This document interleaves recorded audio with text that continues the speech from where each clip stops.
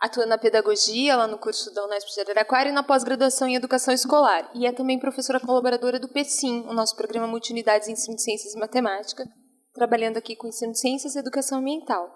Aí acho que a Cristina pode falar um pouco mais, né, sobre ela. Seja muito bem-vinda, muito obrigada. Né? Fica à vontade, professora. Então, bom dia a todos. Eu agradeço a Alessandro, Jorge, pelo convite. É um prazer estar aqui com vocês. A Alessandro falou que era um bate-papo e eu vim para um bate-papo com vocês. E sobre a minha trajetória, eu vou falar depois um pouquinho, mas eu sou professora de Física, formada em Física pelo FMG em 74. E eu trabalhei muito tempo como professora de Física, quase 30 anos, como professora de Física de ensino médio. E depois eu fiz mestrado e doutorado em Educação e trabalho, então, especialmente com o ensino de ciências, com questões curriculares, mas especificamente com o ensino de ciências, formação de professores.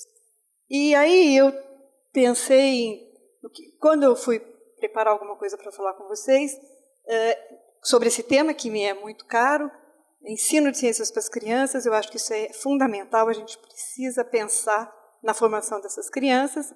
Eu coloquei esse título aí, algumas reflexões para possíveis diálogos, porque a minha intenção é justamente trazer algumas coisas para a gente conversar aqui e que depois a gente possa dialogar sobre elas. Eu tenho muitas inquietações, muitos questionamentos, eu tenho certeza que as crianças precisam aprender ciências, mas a gente está sempre pensando qual a melhor forma, como é que isso pode ser feito. Então, é um pouco por aí que vai essa fala hoje, e eu vou apontar algumas coisas que eu tenho pensado, e depois a gente vai conversar sobre isso, certo?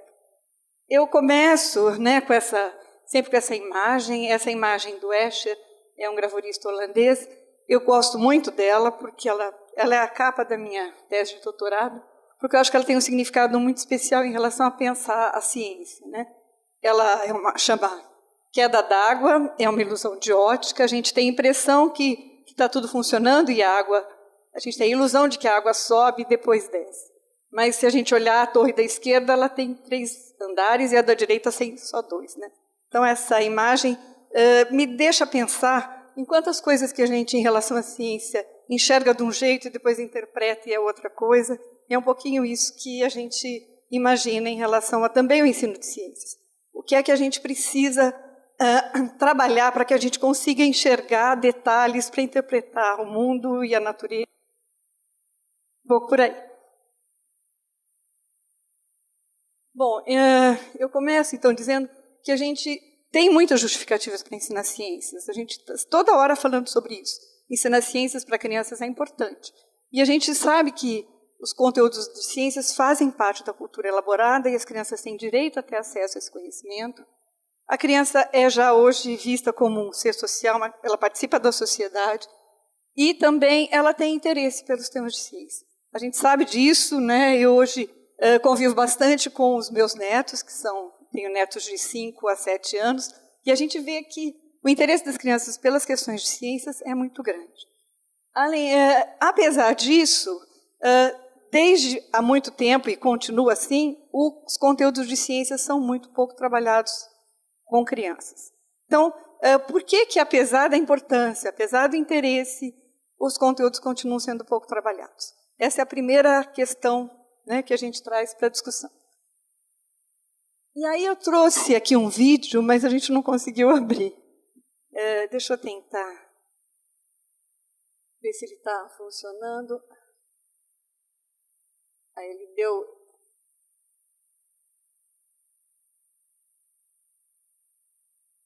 Eu não sei se vocês já chegaram a ver esse astrônomo físico americano, Neil deGrasse Tyson, falando um pouquinho sobre ensino de ciências. Tem vários vídeos dele, e esse é um que ele fala assim, né? E é um vídeo curtinho, mas ele diz assim, né? Deixem seus filhos em paz, né? Deixem as crianças serem crianças. As crianças têm interesse, eu gostaria de passar, mas acho que ele não vai abrir. Parece que está com problema no YouTube. Então, ele fala o que fazer para que... Ele defensor do ensino para as crianças, né? Então, ele acha que as crianças são pesquisadoras natas e que a gente deve deixar as crianças terem interesse, deixe as crianças serem crianças. Coloquem as crianças em contato com as coisas. E ele diz que quando ele era pequeno, ele olhou para a Lua, tinha um binóculo, ele olhou para a Lua e conseguiu ver muitas coisas, e aí ele conseguiu pensar algumas questões e tudo mais. Então, deixar as crianças serem crianças, deixar as crianças explorarem. Quando ele olha para a Lua, ele fala, a Lua não estava maior, ela estava apenas melhor, e ele conseguiu ver muita coisa. Então, deixa um binóculo por ali, que a criança vai começar a explorar a natureza. Permita que a criança entre em contato com a ciência. E ele diz assim, a gente passa 2 anos ensinando as crianças a falarem e a andarem, e depois a gente fala, fica quieta, senta, cala a boca. Então, ele vai questionar justamente isso, né? Então, na escolarização, a criança é obrigada a ficar quieta, e a gente passa os primeiros anos da criança ensinando ela a falar e a andar, e depois ela tem que ficar quieta, não pega nessa flor que você estraga, não faz isso, não... Então, é justamente, e é bem interessante, depois vocês podem acessar, porque agora não vai dar. De novo.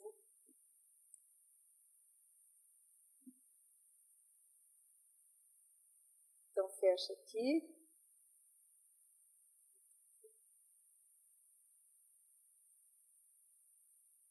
Então, uma das coisas também que a gente constata é que o contato das crianças com a natureza, com os fenômenos, né, é importante. Mas será que só esse contato é suficiente para que ela aprenda ciências? Será que só deixá-la em contato, deixar materiais para que ela explore, vai fazer com que ocorra a aprendizagem em ciências? Essa também é uma outra questão que a gente coloca aí, né? E também, por outro lado, se é verdade isso, que a criança gosta, explora, por que esse contato com a natureza é tão pouco explorado pela escola? Por que a escola usa isso com tão pouca frequência, né? Então, na maior parte das vezes, as aulas são, né, as crianças sentadas, verbalísticas. Então, a gente sabe que esse contato com a natureza, ele não é estimulado pela escola. Então, de novo, aí 2 questões para a gente discutir um pouquinho. Quando a gente lê as perguntas, a gente vê que, assim, a maior parte delas está relacionada com questões de ciências. Por que os ossos doem enquanto a gente dorme? Por que os dentes caem? Por onde os filhos saem? Por que os dedos murcham quando estão no banho? Por que as ruas enchem quando está chovendo? Por que o fogo queima? Por que a lua é branca? Por que a terra roda? Por que as cobras matam? Por que o vidro embaça? Por que o tempo passa? Por que a gente espirra? Por que as unhas crescem? Por que o sangue corre? Por que a gente morre? Do que é feita a nuvem? Do que é feita a neve? Então, tudo isso, né? Todas essas questões têm a ver com perguntas relacionadas à ciência. A gente está pensando aí, né, que a criança tem uma enorme curiosidade, e isso reflete muito as perguntas das crianças. Quem convive com crianças sabe que elas estão sempre perguntando essas coisas. E a gente sabe, então, que essas questões fazem parte de todo o cotidiano da criança.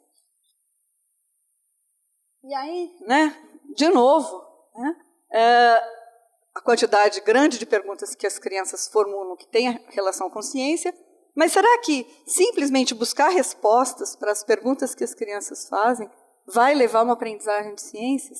Isso também eu estou querendo depois que vocês discutam comigo, que a gente possa discutir essas questões. E, além disso, né, apesar disso, por que a escola também não estimula as crianças a formularem perguntas?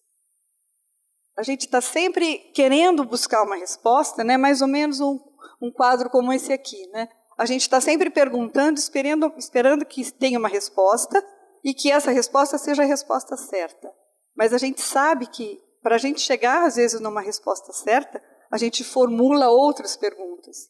Então, não existe a questão, né, quase nunca, de você fazer uma pergunta e ter uma resposta imediata.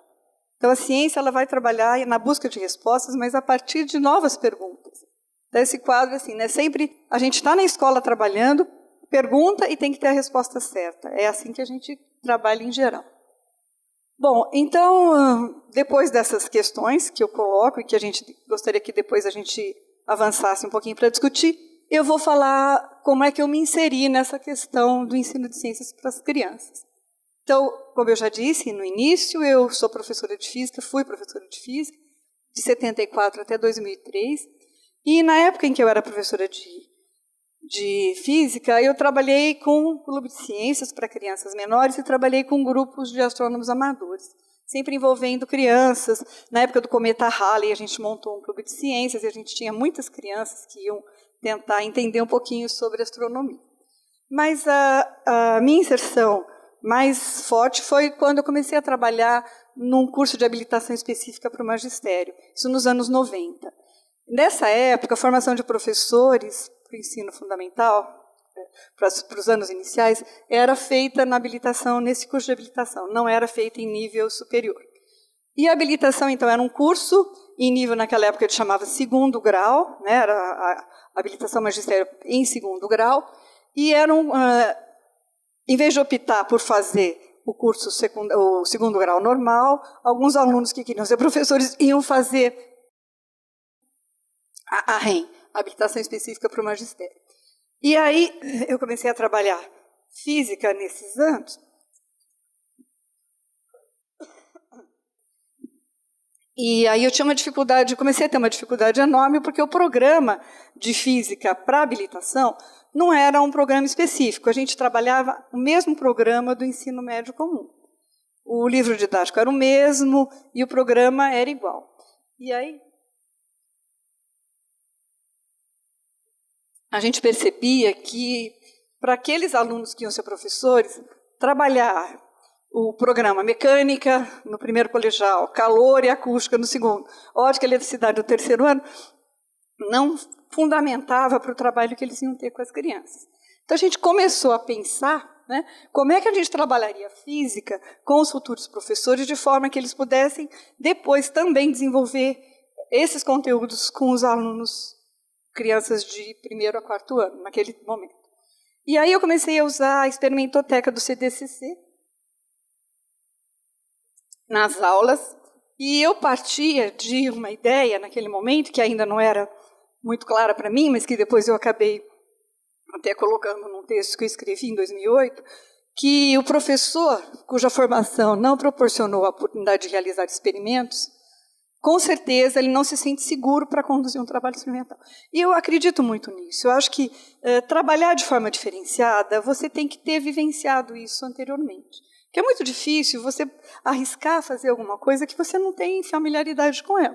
Então, se o professor nunca realizou uma atividade de investigação, se ele não percebeu os passos, as dificuldades que você tem, se você não se envolveu numa resolução de uma situação-problema, é muito difícil que ele possa depois trabalhar isso com os alunos.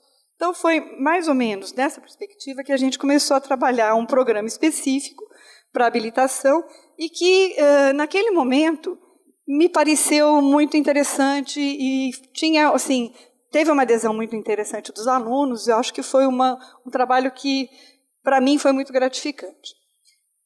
Bom, durante esse período em que eu trabalhava também na habilitação, eu comecei a participar de um grupo, que era o núcleo de ensino da Unesp, e esse núcleo de ensino envolvia professores também de primeiro a quarto ano. E aí, trabalhando nesse grupo, eu elaborei minha dissertação de mestrado, cujo título é Da Prática Docente à Formação do Professor no Ensino de Ciências nas Séries Iniciais do Primeiro Grau. Isso foi, então, em 94. Nesse estudo, no grupo de ciências que a gente tinha dentro do núcleo de ensino, tinham professoras que trabalhavam nesse subgrupo de ciências. E uma delas desenvolvia uma prática integrada, diferenciada, que era de conhecimento dos pares. Todo mundo conhecia um pouquinho a prática dessa professora, já tinha ouvido falar. E aí eu acompanhei o trabalho dela, no ano de 92, e ela era professora do ciclo básico. Naquele momento, era o momento em que o ciclo básico estava se consolidando, primeiro e segundo ano sem repetência, sem divisão, e ela trabalhava, então, integradamente os conteúdos, né? Naquele momento, e hoje acho que a gente encontra os resultados muito semelhantes, e os textos que eu usei naquele momento eram da época, 92, 91, 87, os resultados indicavam que os conteúdos de ciências eram muito pouco trabalhados nos anos iniciais, né? E continua assim. Mas também alguns estudos apontavam que havia exemplos de práticas bem-sucedidas, de práticas que integravam conteúdos, de práticas em que não havia separação formal dos diferentes conteúdos. E a minha ideia era pensar um pouquinho, né, como é que essas práticas podiam ajudar a gente a pensar tanto o ensino quanto a questão da formação. E foi nessa direção que eu tentei conduzir o estudo naquele momento. Aí, então, eu fui para a sala de aula da professora, né, e eu tinha 2 questões que eu tinha colocado na minha pesquisa. Primeiro, analisar a prática. Como é que se configura a prática de uma professora a partir dessa abordagem que considera as atividades de ciências integradas às demais? E, segundo, qual a possível contribuição da análise dessa prática para discutir a questão da formação em relação aos conteúdos de ciências? Então, analisar a prática e pensar, a partir da prática, o que é que a gente poderia inferir em relação à questão da formação dos professores. E aí, acompanhando a prática da professora, foi uma experiência também muito interessante. Ela tinha um trabalho com muita autonomia, ela sabia muito o que ela estava fazendo. E aí, no período que eu estive lá, eu acompanhei várias atividades, e eu escolhi 3, que foram as que eu analisei com mais profundidade. E ela usa, então, um tópico de ciências para trabalhar a alfabetização, a matemática, e aí ela vai acompanhar com eles o crescimento de um girassol. Mas ela fazia tudo muito bem organizado, muito fundamentado. O trabalho começa com o estudo da germinação da semente. Ela escolhe sementes com as crianças, eles selecionam as sementes. Esse pedaço da seleção das sementes, eles fizeram anteriormente a minha observação, mas eles tinham selecionado sementes, escolhido visualmente as sementes que eram mais bonitas, que pareciam mais fortes, e primeiro plantado essas sementes num pote com algodão, num pote com terra, num pote com areia, e aí também eles molhavam em situações diferentes e ficaram experimentando para ver qual era a melhor situação para a germinação da semente. Aí descobriram que era a semente que estava na terra e a semente que tinha sido regada. Aí eles plantaram, escolheram um local lá perto da horta, plantaram a semente de girassol, as crianças levaram semente de girassol para casa, cada um tinha o seu girassol, e aí eles acompanhavam o crescimento do girassol de casa, comparando com o girassol que tinha na escola, e as atividades giravam, então eu acompanhei bastante, né, o período em que eles estavam observando o girassol. Foram mais ou menos 2 meses de atividades, acompanhando o crescimento desse girassol. E aí eles chegavam na escola, iam para a sala, daí eles iam observar o girassol. Eles mediam a altura do caule, o número de folhas, conversavam, discutiam, anotavam e depois iam para a sala de aula e a professora conversava com eles e eles iam construindo as frases. Então, o girassol hoje tem 2 folhas, ele tem tantos centímetros. E eles iam conversando e discutindo e analisando o que acontecia no crescimento do girassol.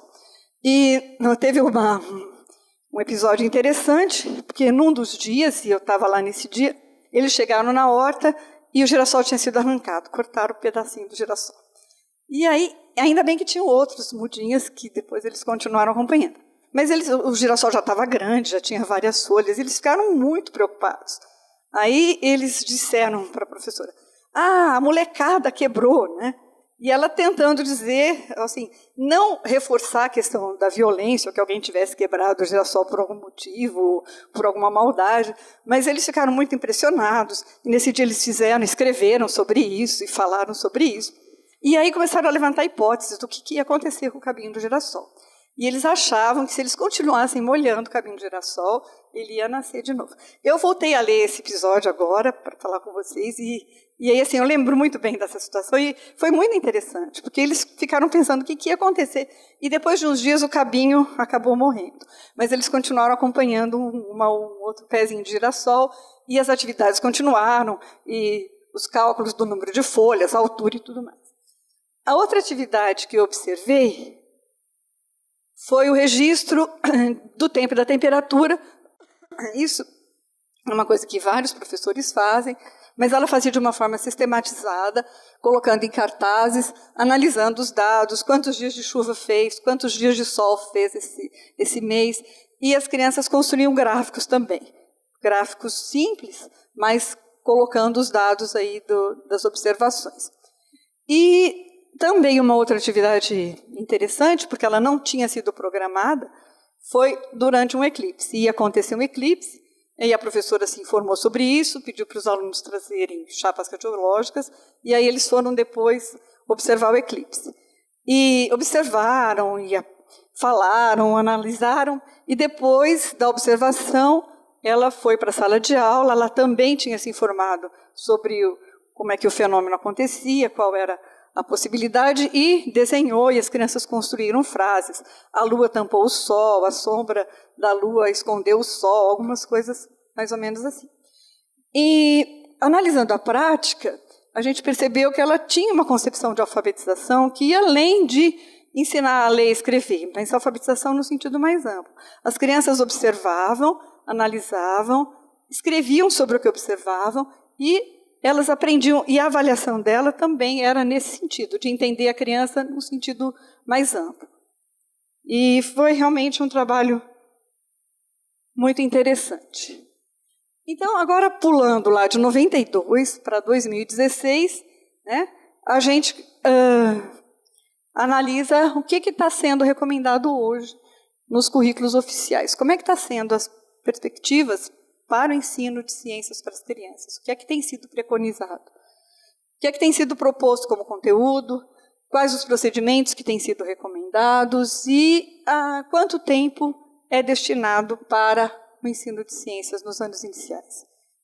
Certo? Isso também é uma coisa que a gente pode depois conversar.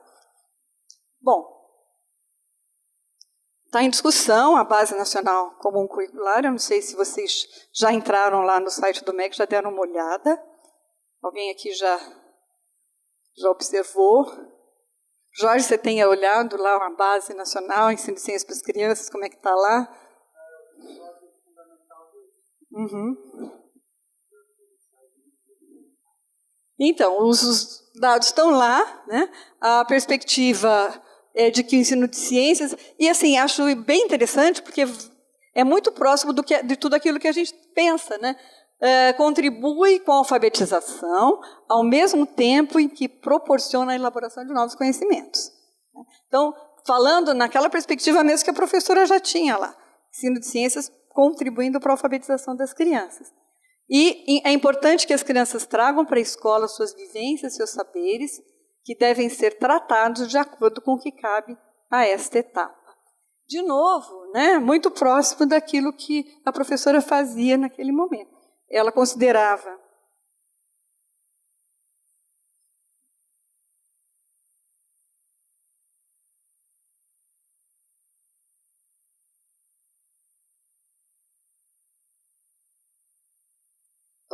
também as vivências das crianças, e isso também é recomendado aqui. No site do MEC, eu acho muito confuso, não sei se quem olhou lá, eu acho muito confuso a gente tentar puxar um ano, olhar as unidades de conhecimento, depois olhar os eixos e tentar entender um pouquinho. Eu acho que se ficar daquele jeito vai ser muito difícil para o professor compreender quais são as propostas mesmo. Mas os temas estão analisados, estão organizados em unidades de conhecimento, e tem conteúdos e vivências que são considerados essenciais para o estudo de ciências. E está dividido, essas unidades de conhecimento estão divididas em 6 tópicos: materiais, substâncias e processos, ambiente, recursos e responsabilidades, bem-estar e saúde, terra, constituição e movimento, vida, constituição e reprodução, sentido, percepção e interações. Nem todos os anos vão ter todas essas unidades de conhecimento.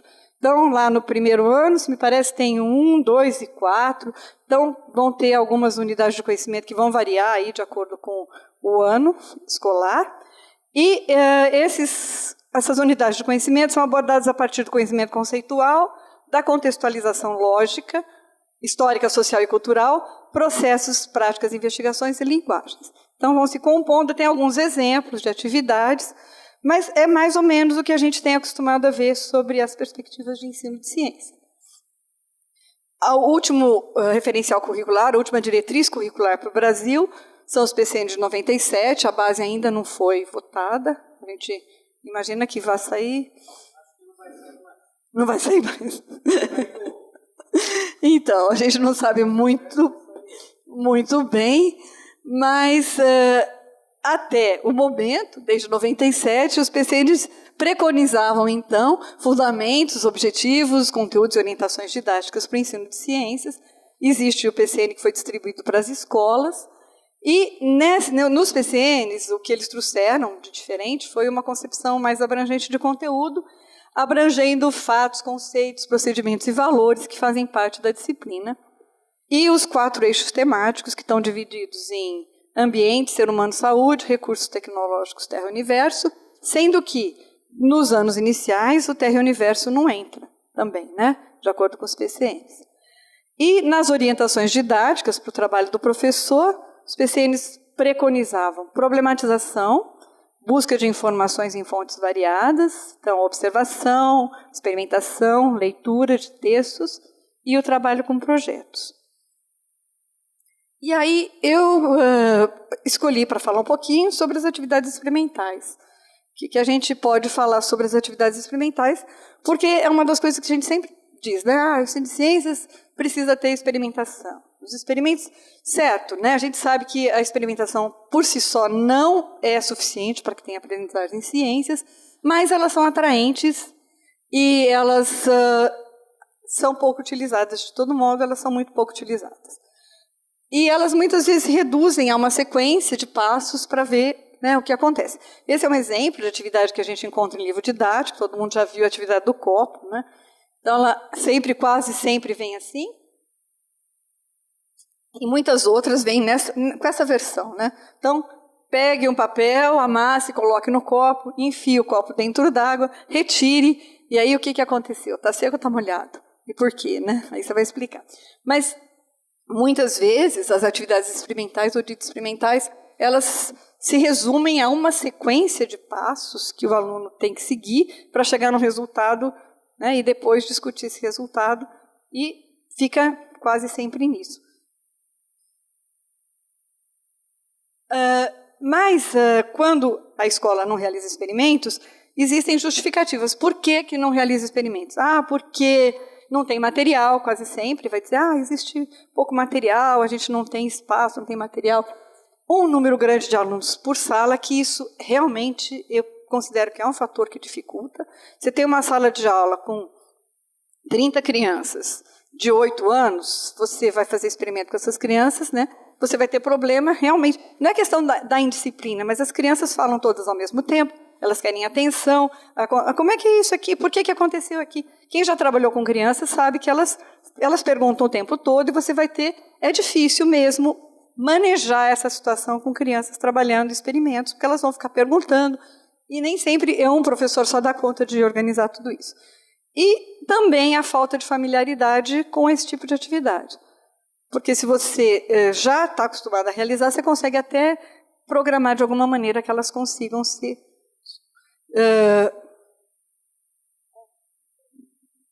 que elas consigam ser realizadas com mais facilidade. Mas, de todo modo, quando o professor quer trabalhar com atividades experimentais, sempre existem algumas possibilidades. Por exemplo, né, buscar apoio para fundamentar o trabalho. Muitas vezes você tem um colega que é dos anos finais do fundamental, que pode ajudar você a preparar, a montar. Então, isso também é possível numa escola, trabalhar em conjunto.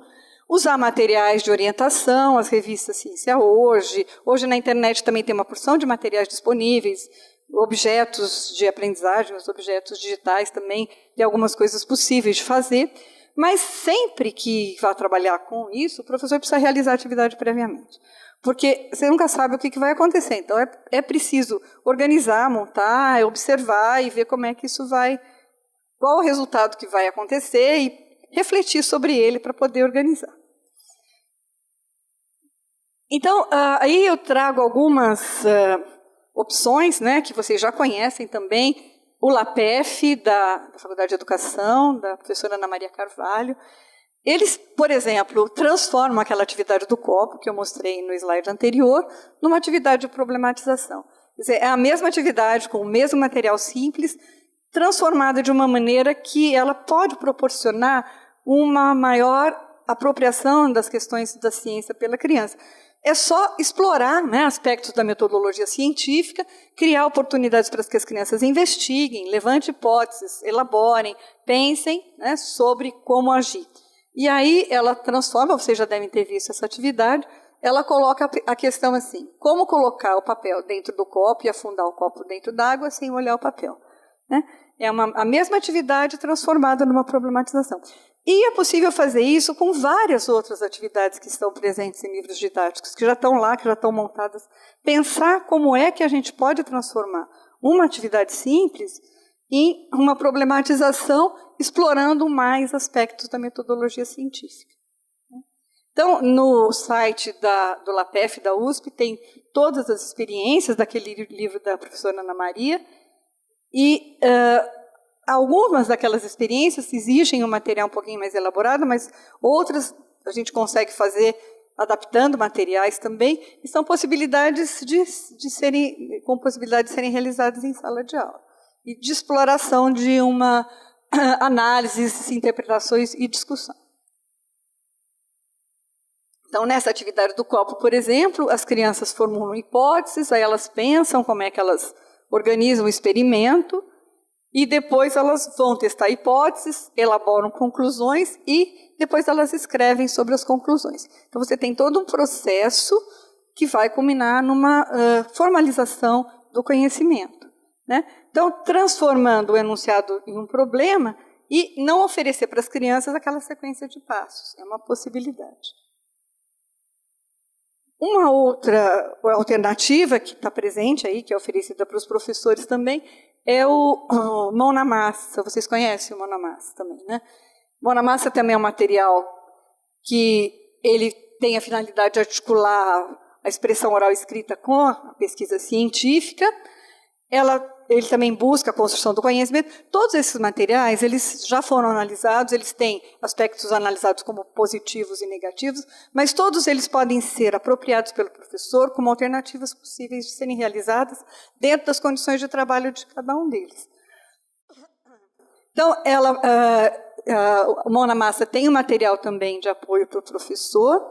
Ele foi para o Brasil, é um projeto francês, veio para o Brasil em 2001, e tem sido trabalhado, então, por alguns parceiros brasileiros, entre eles o CBCC em São Carlos, que realiza cursos periódicos, atividades para professores. A Fiocruz também trabalha com esse projeto, e ele oferece algumas alternativas interessantes. Também o material está disponível na internet, é fácil de ser acessado pelos professores. Esse aqui é o material que eles constroem, a caixa, que tem o material básico, né, para as atividades. E um outro material, eu não sei se a Alessandra já trabalhou com os alunos, com esse material do professor Pedro Reis, lá de Portugal. O professor Pedro Reis tem esse livro, Investigar e Descobrir, que ele escreveu para crianças nas primeiras idades, e ele foca 3 a 8 anos. É um livro que tem, claro, toda a questão da cultura de Portugal, porque a primeira parte do livro é só exploração do mar, dos animais marinhos, porque lá eles têm o mar muito perto. Para nós já não chega a ser tão próximo assim, mas é um material muito interessante e que traz algumas coisas que podem ser também trabalhadas, eu acho interessante. Eu trouxe aqui o que ele coloca lá na introdução. Então, a ciência, nos primeiros anos de escolaridade, pode ser definida como estudo, a interpretação e aprendizagem sobre nós mesmos e o ambiente que nos rodeia, através dos sentidos da exploração pessoal. Então, a ciência pré-escolar e no primeiro ano do ciclo básico constitui uma forma racional de descobrir o mundo, que envolve o desenvolvimento da vontade e capacidade de procurar e usar evidências, construção gradual de uma estrutura de conceitos que ajuda a entender as vivências do dia a dia, a promoção de capacidades e atitudes necessárias à investigação, a resolução de problemas, a colaboração e a discussão. Ele vai dizer que a ciência se adapta a qualquer tópico, né, que é justamente o que a gente está dizendo aqui, não precisa ser trabalhada de forma artificial, separadamente, mas pode ser trabalhada em conjunto, e ele diz que qualquer assunto pode ser abordado de uma forma investigativa no jardim de infância, como eles chamam o pré-escolar lá, na escola ou no meio envolvente. E também vai dizer que a educação em ciências não envolve apenas aprendizagem de conhecimentos, mas também o desenvolvimento de capacidades e atitudes. E aí, um dos exemplos que ele traz, que eu achei muito curioso, porque é uma planta que a gente quase não usa no Brasil, mas eu trouxe pela semelhança do trabalho da professora com o crescimento do girassol, aí ele fala o crescimento de um jacinto, a partir de um bulbo, né, que ele chama de bulbo. Mas o jacinto, eu fui até procurar, porque eu não lembro da gente ver jacintos por aqui, mas isso que dá para fazer no Brasil se você tiver uma técnica especial. Mas aí o objetivo da atividade é desenvolver capacidade de observação, previsão, comunicação, interpretação de informação, e aí construir o conhecimento a partir do crescimento de uma planta que não cresce de uma semente, mas cresce de um bulbo. E eu achei interessante pela possibilidade de relação com o crescimento do girassol. E aí, usando lupa, água, frascos de iogurte, estão discutindo a questão. Aí ele vai usar a primavera. Em Portugal, as estações são muito mais presentes do que aqui para nós. Então, isso tem muito mais sentido para eles do que aqui. E aí as crianças vão observar o crescimento do jacinto nessa atividade aí, que eu achei bastante interessante, né? Bom, o que eu ia dizer também, um pouquinho antes de chegar aqui, é que nesses últimos anos eu tenho trabalhado com uma disciplina que chama Educação Científica. Ela é optativa para o curso de Pedagogia, e nessa disciplina a gente tem tentado trabalhar um pouquinho as questões, porque hoje os professores que ensinam nos anos iniciais são formados no curso de Pedagogia.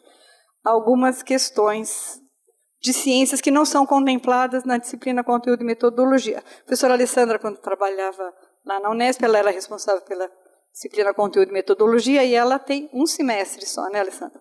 E a gente achava que era muito pouco para desenvolver com os alunos as questões de ciências. Então, eu ofereço a optativa, que chama Educação Científica, mas como os alunos têm muito poucas horas livres, né, para fazer optativas, a disciplina sempre tem um número assim, 12 alunos, sempre um número relativamente pequeno. E a gente tem trabalhado a cada ano procurando desenvolver algumas coisas um pouco diferenciadas que não são contempladas na disciplina comum. E esse ano a gente teve um trabalho interessante, porque nós fizemos aquele levantamento sobre a percepção pública da ciência com os nossos alunos, e a gente descobriu que na turma que eu trabalhei lá, que tinham naquele momento 12 alunos, a gente perguntou, uma das perguntas era: você conhece algum cientista brasileiro? E nenhum deles foi capaz de apontar nenhum cientista brasileiro. Aí a gente começou a pensar na possibilidade de trabalhar um pouco também a história da ciência para crianças. E a proposta de trabalho final desse ano foi que eles escolhessem um cientista brasileiro e tentassem assim, estudar a biografia do cientista e escrever a história, a biografia desse cientista, numa linguagem voltada para crianças. Fazer um livrinho e contando a história do cientista. Foi bem interessante, eles trabalharam em duplas e tiveram um pouco de... Eu não quis interferir na escolha, eles tiveram um pouco de dificuldade para escolher. Escolheram Adolfo Lutz, Santos Dumont, Bartolomeu de Gusmão. Foi um outro cientista que é um astrônomo lá da região. E escolheram o Sérgio para fazer a biografia. E, na verdade, depois os alunos contaram que eles tiveram muita dificuldade para fazer a transposição de uma linguagem para uma linguagem infantil. Mas o resultado ficou bem interessante. A história do balão de Bartolomeu de Gusmão, fizeram ilustrações e tentaram trazer um pouquinho a ideia da história da ciência, de cientistas brasileiros para as crianças. Então, quando a gente começa a pensar em possibilidades de trabalho, a gente vê que tem algumas coisas que a gente também não consegue desenvolver muito na escola. Uma outra coisa que a gente viu é que a frequência a espaços e museus de ciências é muito pequena. E isso, para a formação da criança, Seria muito importante. Então, a gente vai pensar como é que a gente consegue... Mas se o próprio professor, aquele que vai ensinar, também nunca visitou espaços, como é que ele vai estimular o aluno a visitar espaços? Então, essa relação entre a prática e a formação, ela é sempre muito presente. A gente pensa em trabalhar na formação alguns elementos que possam contribuir para que o professor, quando ele estiver em sala de aula, ele possa desenvolver essas atividades, certo?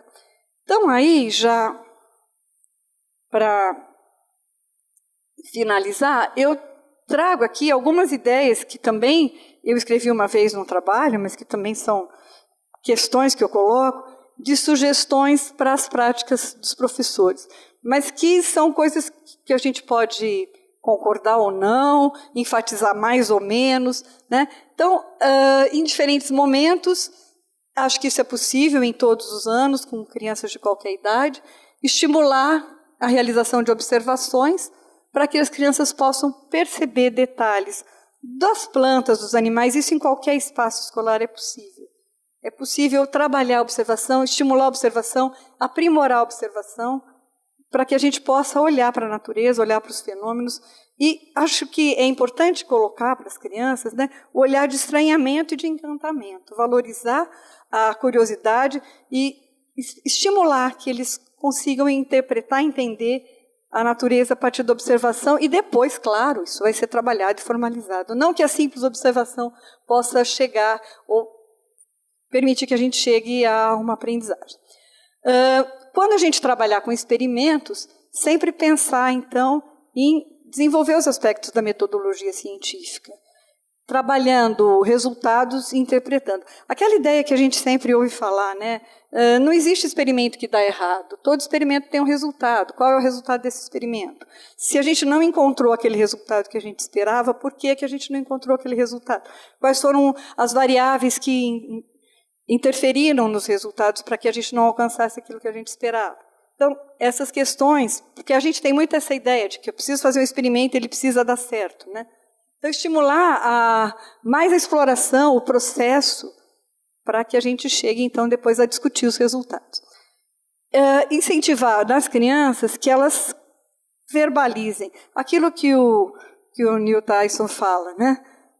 A gente, o tempo todo fala, não, agora não, posso falar, agora não. Então, estimular as crianças a falar, a narrar, a relatar aquilo que elas observam e registrar, de alguma maneira, as observações. Isso é possível também nas diferentes idades e desenvolver outras aprendizagens, né? Aprendizagem de comunicação, de resultados, registros, né?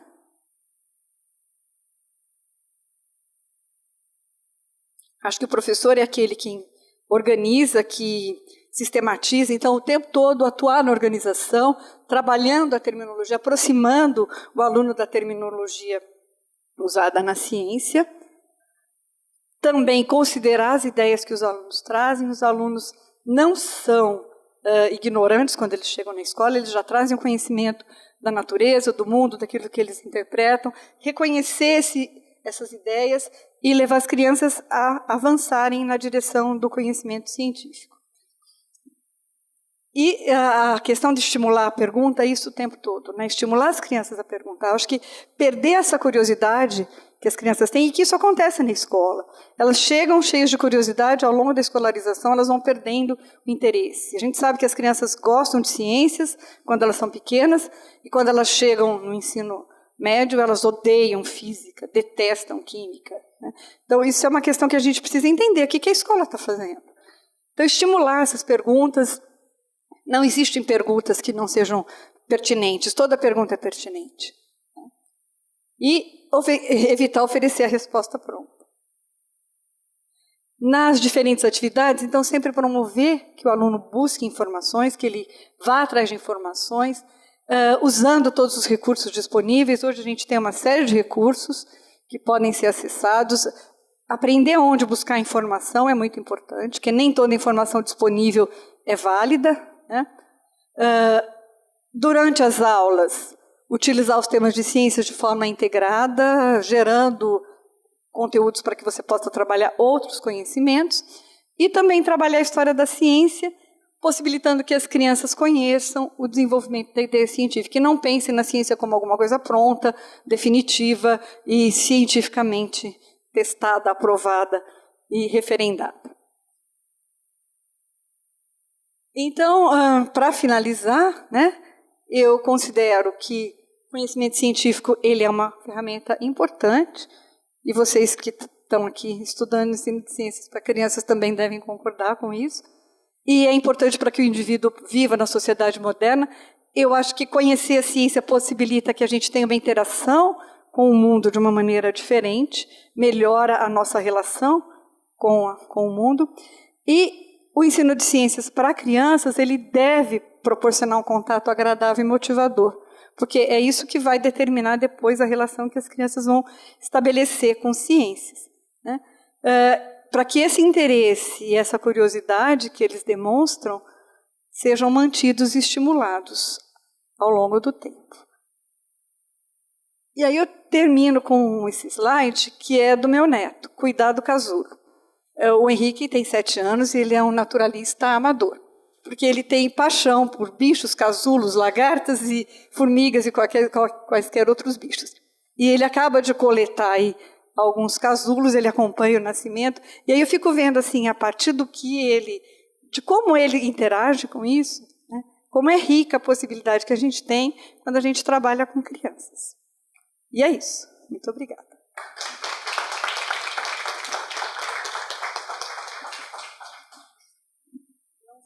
Não sei se era o que vocês esperavam ouvir, mas eu estou aqui aberta para perguntas e para a gente discutir um pouquinho aquilo que eu coloquei lá no início. Tá?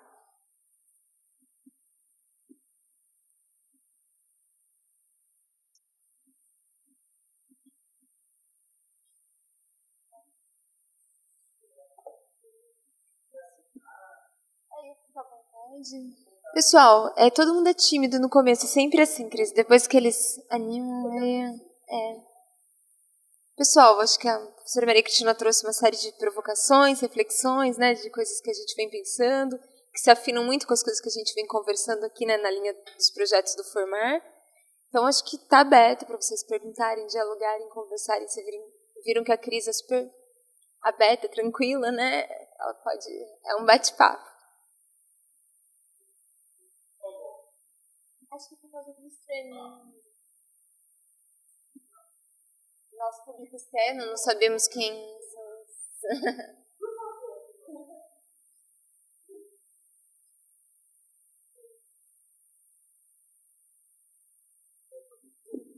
Você falou uma frase que eu concordo com você, uma certa hora. Você disse, um professor que nunca fez o experimento, nunca vai fazer isso com seus alunos. Qual curso de pedagogia nesse país oferece experimento para os seus professores? Não, o curso que eu trabalho oferece. A minha disciplina. Então, professor, eu acho que a gente precisa começar a buscar espaços para pensar isso de uma maneira mais assim, como é que a gente... Porque o desenvolvimento da ciência e tecnologia é fundamental para que o país avance, todo mundo concorda com isso. E se a gente não começar a despertar interesses desde crianças, né, as vocações científicas vão ser realmente minadas. A gente tem poucos alunos que... Quando eu fiz o curso de física, começaram, acho que 20, terminaram 3, né? Acho que ainda hoje a gente tem uma perda muito grande de alunos que vão para... Mas eu acho que a gente tem que pensar em formas de realmente... A gente tem um laboratório de ensino de pedagogia lá, que a gente batalhou muito para fazer, mas ele é muito pouco utilizado. Pensar em espaços, porque acho que assim, curso de humanos não precisa de laboratório, e que a gente possa trabalhar com experimentações e atividades variadas. Eu acho que é tentar pensar, mas eu também não sei como que a gente pode fazer isso.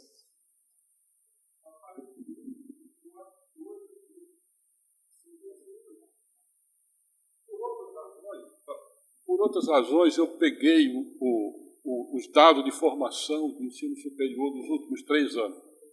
Eu ia fazer uma palestra no Instituto de Química e eu procurei saber como é que estava a formação das áreas básicas no Brasil. E eu descobri que 3% dos formados E eu consegui esse dado do INEP, através da Aline, tá certo? E foi impressionante o número de pessoas que se formam através de ensino à distância, principalmente na área de pedagogia.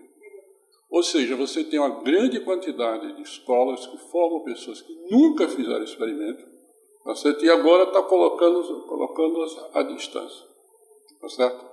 Agora, quanto ao desinteresse da ciência, sobre ciência, tem uma frase do Alexandre Dumas, tá certo? Autor dos Três Mosquiteiros, que é mais ou menos a seguinte: as crianças nascem curiosas, etc.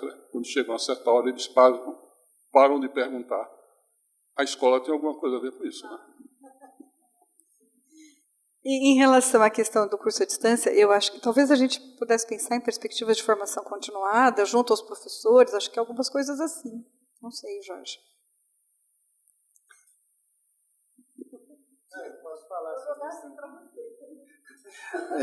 Nós temos um professor aqui na Faculdade de Educação, que foi diretor já, não vou falar o nome, não por nada, porque é um professor muito respeitado. Ele dizia que a gente deveria fechar o nosso curso de pedagogia e só realizar curso de formação continuada. E teríamos trabalho para o resto das nossas vidas e para o resto da vida da Faculdade de Educação, né? Não que o curso de formação inicial não seja importante, né? Então, reinterpretando a fala dele. Mas, assim, há tanta coisa para se fazer na formação continuada e há tantos professores que as faculdades de educação, se lançassem a programas de formação continuada, também não dariam conta.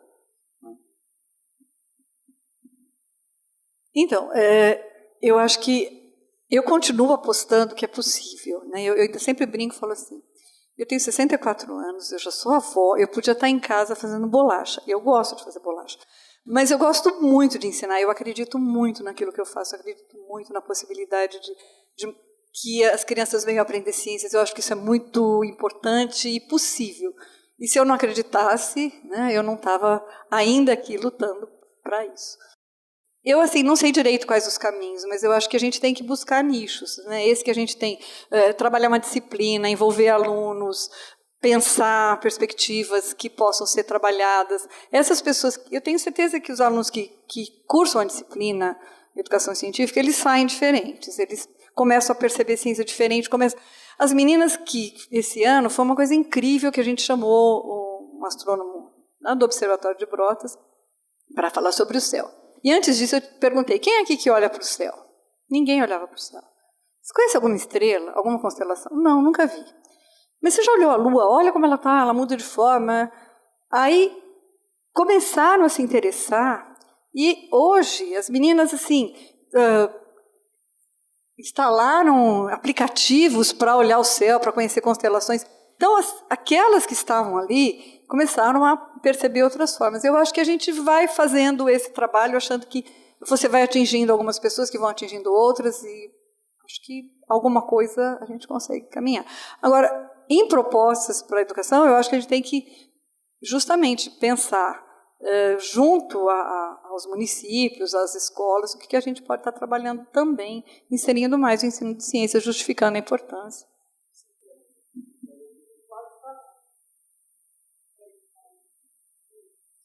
Bom dia, para quem não me conhece, sou Marilac. Eu tenho uma experiência... Vamos sentar, tá?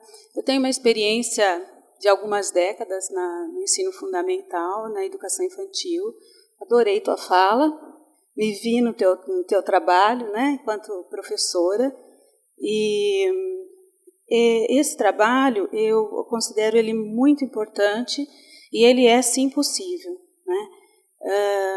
É muito importante também que os professores, quando trabalham com o experimento, eles tenham noção dos fundamentos da prática pedagógica, né?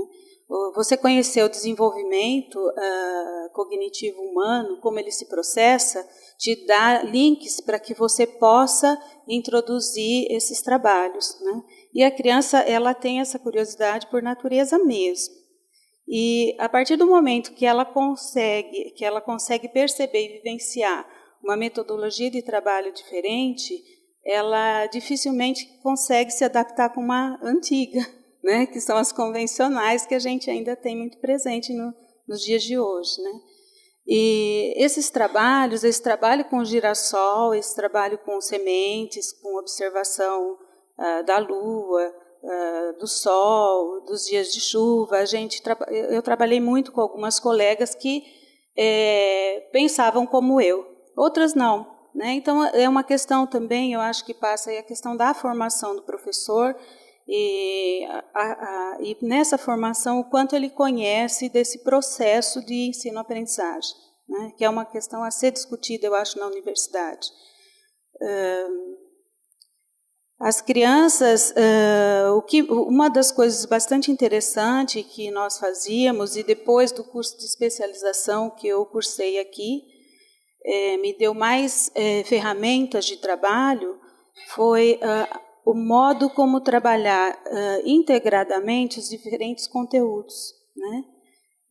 Por exemplo, no caso do girassol, não sei como as crianças desenhavam, porque eles desenham, montam um livro, constroem a história, né, numa sequência lógica da estrutura textual, enfim. Mas veja bem, a gente pode estar levando essas crianças para observar aquele girassol para desenhar. Então, o que ela vai observar? Que tem diferentes nuances de amarelo, de laranja, diferentes nuances de verde, né? A gente pode trabalhar diferentes tipos de terra no plantio, mas para a gente, para mim, no caso, e minhas colegas formadas em pedagogia e também formada pela EM, né? A gente tem pouco conhecimento, então a gente precisa buscar muito. Então, vai muito da disponibilidade do professor, da vontade desse professor e também do tempo que ele tem disponível para isso, né? Porque as horas que a gente tem para planejar o trabalho é muito pouca para buscar esse conhecimento sozinho, né? Então, esse próprio processo, vamos usar o exemplo do girassol, ele pode se constituir numa expressão artística na escola também, né? E não ficando só limitado na expressão da língua, né? Da linguagem ou da matemática, né? Então, essa construção, a mesma construção de centímetro, a gente pode trabalhar com palmos, é do tamanho da mão de fulano, né? Então, fazer essas comparações. E também levar esses experimentos de uma forma lúdica, né? Por que será que fulano conseguiu que o papel não molhou e fulano conseguiu molhar o papel? Né? Então, são formas diferentes de levar o problema e que trazem para a criança um momento de aprendizagem tão rico e um gosto por aprender, que eu acredito que no futuro não seria só o gosto pela ciência, mas o gosto por aprender, por conhecer, né?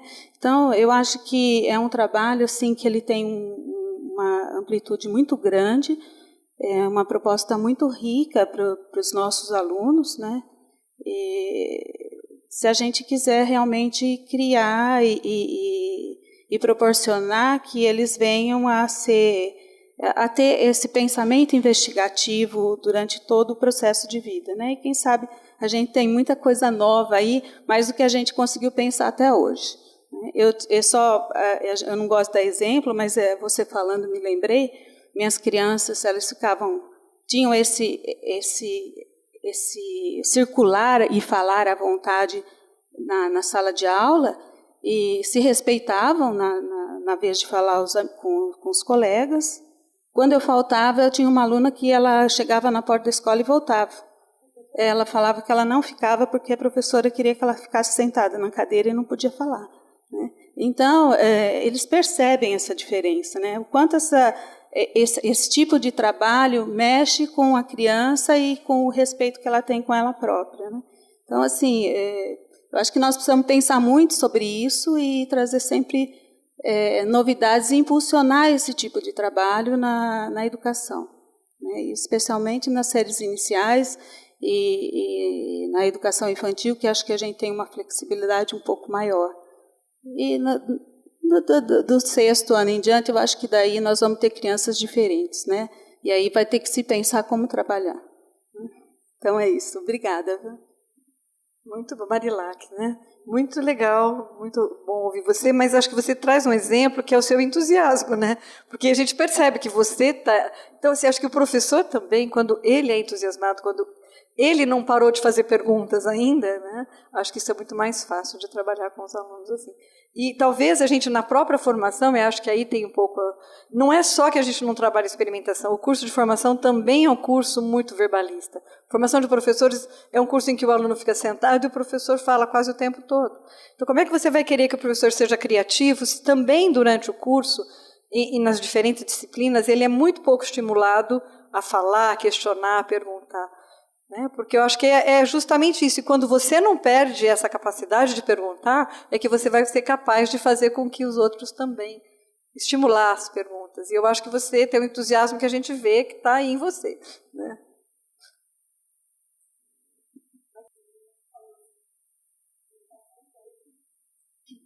Não sei se é uma pergunta, mas uma colocação. Eu achei assim, a sua fala bem animadora. Eu sempre trabalhei com educação infantil, trabalho há 9 anos com educação infantil, então crianças de 3 a 5 anos, a 6 anos.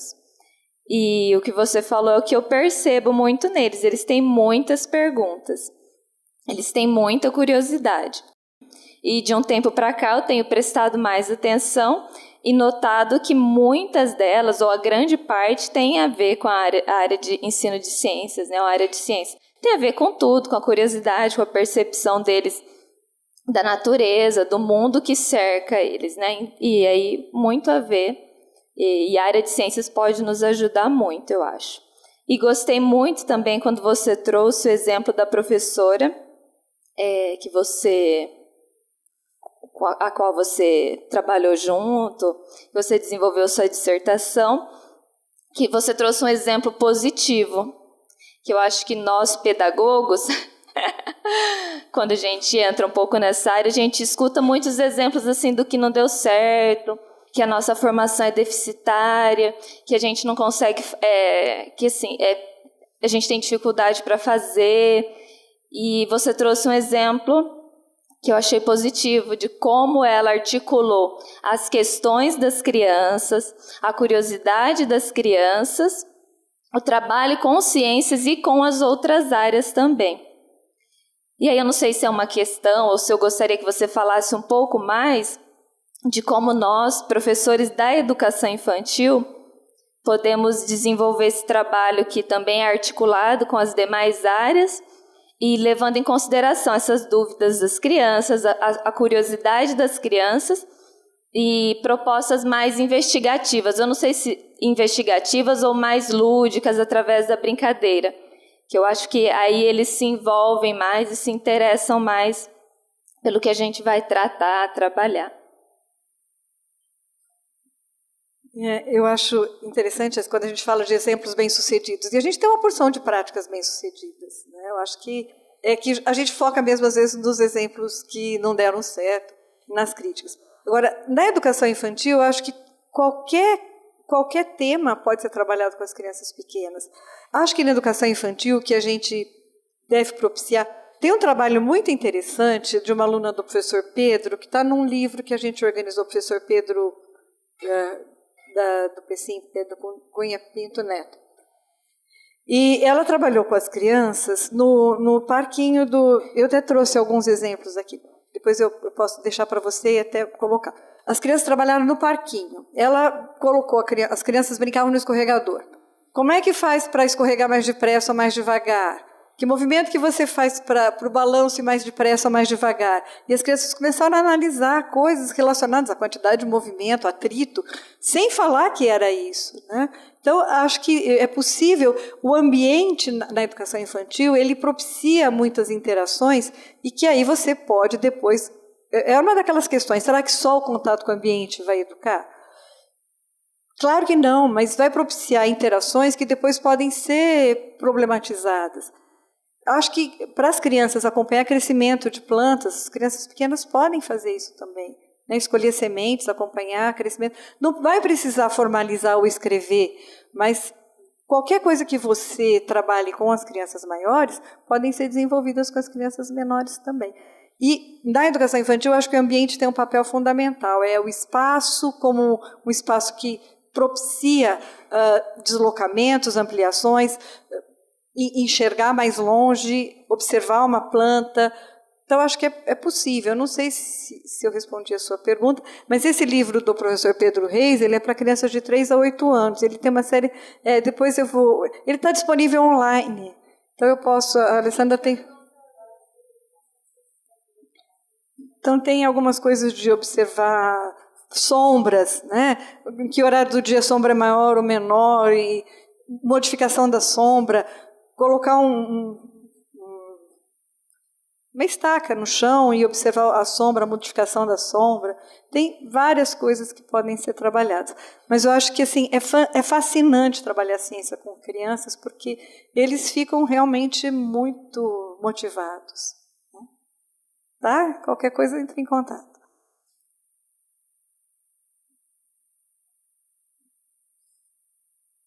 Professora, eu quero mais um auxílio. Acredito que sim. Como quebrar um pouco do paradigma ou da resistência de professores que já trabalham com educação infantil, com uma integração com professores, por exemplo, do ensino médio? Eu dou aula de física há 7 anos. E a escola propôs um trabalho em conjunto de professores de física do ensino médio com o pessoal do Fundi 1. E a gente eu estou encontrando muita resistência do meu par. Como a senhora vê isso? Como você mensura isso? Porque eu acho muito interessante esse trabalho, né? E aproveitando um pouco a fala da Marilac, né? Como deixar esse trabalho realizado pelos professores em forma de uma documentação e até mesmo um dia realizar uma publicação desse trabalho, porque é lindo, é mágico, né? Eu vim acompanhando, por exemplo, o trabalho de uma rede chamada Rede Solares, que eu acho interessantíssimo. Seria isso.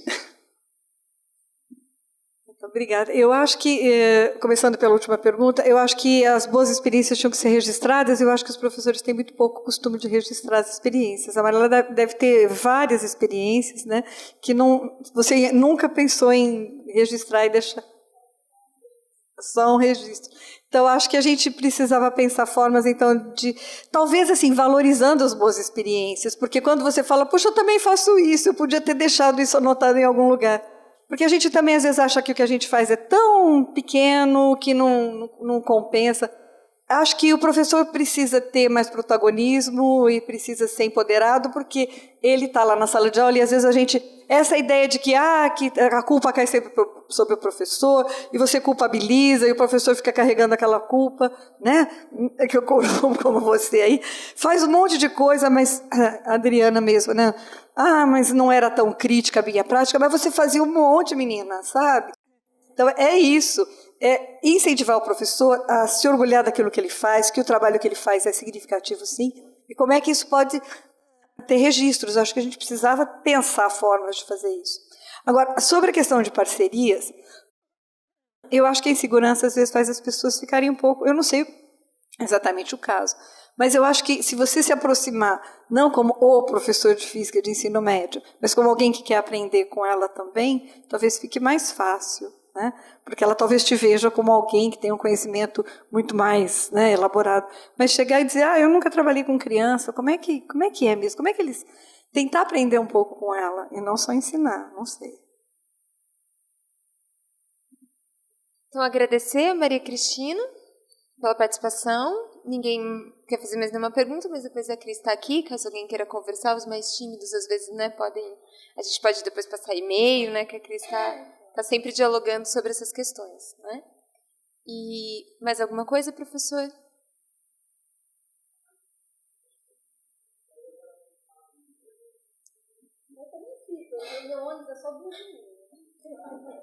Aí acho que agora, se eu percebi, a gente tem um cafezinho aqui, né, professor? Então a gente convida todos, quem está em casa daí não pode participar do café, mas aí se quiser o e-mail da professora, mczancu@fclar.unesp.br, né, Maria Cristina? Ou então entre em contato com a gente do Formar, que aí a gente passa o contato para vocês, tá bom? Muito obrigada. No dia 10, então, de novembro, nós temos um novo seminário com a professora Ione, da Universidade da Fronteira Sul. Obrigada. Eu agradeço vocês, foi muito bom estar aqui. Estou à disposição, se quiserem entrar em contato comigo, se quiserem a relação do material, posso também disponibilizar para vocês. Tá? Obrigada, então.